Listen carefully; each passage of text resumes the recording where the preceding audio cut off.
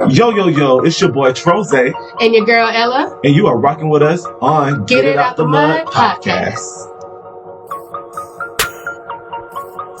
Get it out the mud. Yeah. What's going on, y'all? What's going on, y'all? Hey, y'all. So as you can see, it's your girl Ella, your favorite co-host at Get It Out the Mud podcast. We're doing things a little different today. I felt very driven and sort of moved to come and talk to y'all and just sit and think and just have a conversation. Grow to people, you know what I'm saying? I'm sure everyone has heard by now the unfortunate news, the death of Rich Homie Quan.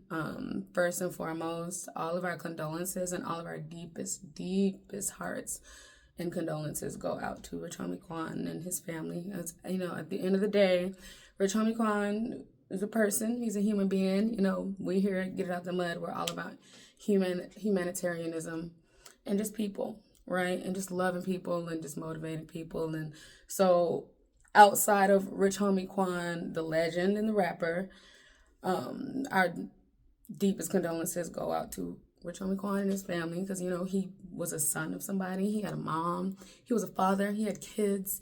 He had people that loved him. And grief and death is never easy to deal with. And this has affected so many people. And so I do want to stay sensitive to that throughout this think piece because that is the first and foremost, right? That we've lost a person. So now, getting into Rich Homie Quan, the rapper, and Rich Homie Quan, the legend.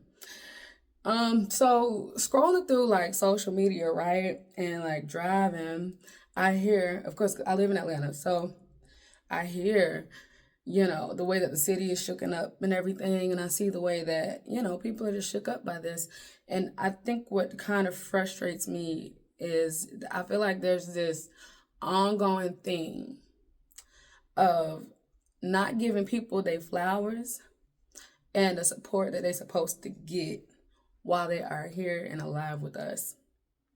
And I'm just really seeing a lot of it. And it takes me back to a couple people. It takes me back to like a Chadwick Boseman. It takes me back to a Takeoff. Like, you know, except Takeoff wasn't getting the type of treatment that Quan was getting in, which is what I want to get into, right? So I'm sure y'all all remember when Thug and Quan were like beefing. First of all, keep me out y'all beef.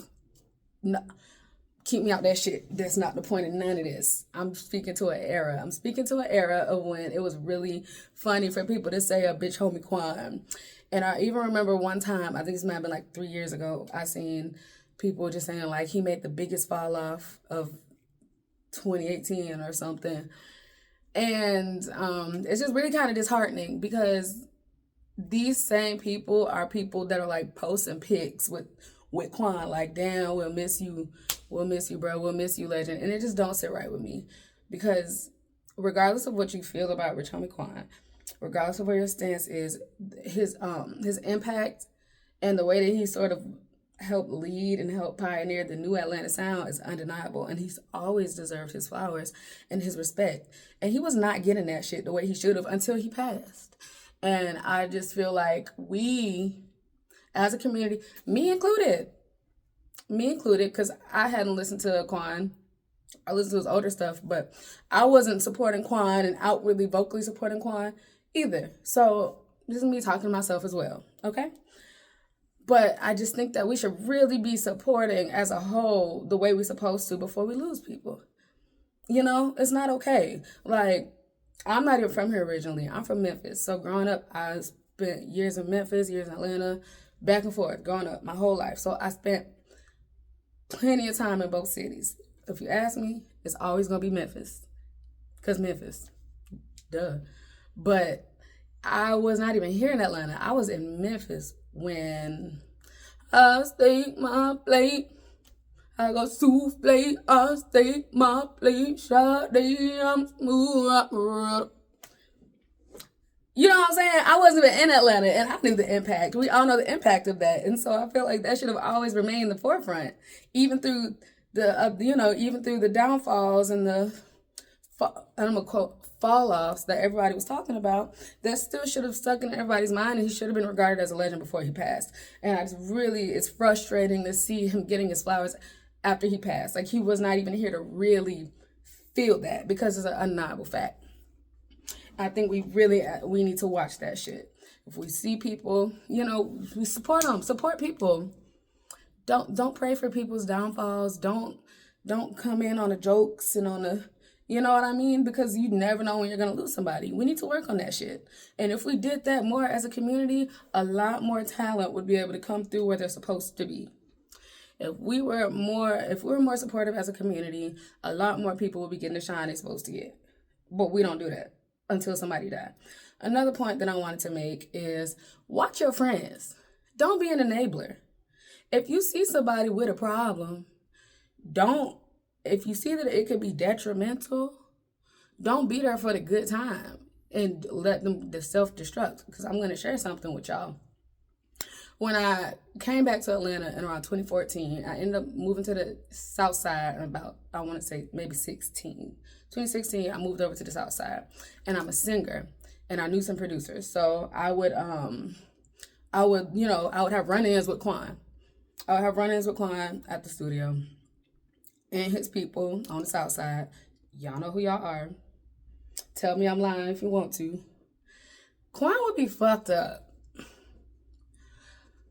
Quan would be fucked up. And he was always surrounded by people who was just enabling that shit. And like, I remember one of them posted a video of him in the car, and he was slumped out in the car, but they flexed in the car, and then they accidentally put the license plate. And this was like on Instagram, on a story. And I remember just thinking, like, who are you surrounded by? Like, who are you surrounded by? You know what I mean? You're here to flex the chains and the cars and look who I know, while this man is crashed out. And that's not okay. And then these same people are going to mourn him when he's gone, or use the pictures for clout when he's gone. And that's just not okay. That's something that I just feel like we need to watch. I think at the end of the day, I don't want this lesson. I hate for this lesson to keep feeling like it needs to be learned. But at the end of the day, we have got to support and love each other while we are here. And we have to love on one another the way that we love on ourselves. We need to be looking out for each other the way that we look out for family, so that we can all be okay. And so that the people that we do love can get their flowers, and the people that we do love can feel the love and the impact that they created while they was here. Not after they're gone. Okay? And that's Ella Words of the Day. Everybody put down in the comments what you feeling, what you think. Fact check me if you think a nigga lying, because bitch, I got it. I got receipts. Let me know what you guys think. The conversation is open. I will see y'all soon for season 2. Bye. Yo, it's your boy Troze. And your girl Ella. And you are rocking with us on Get It Out the Mud podcast.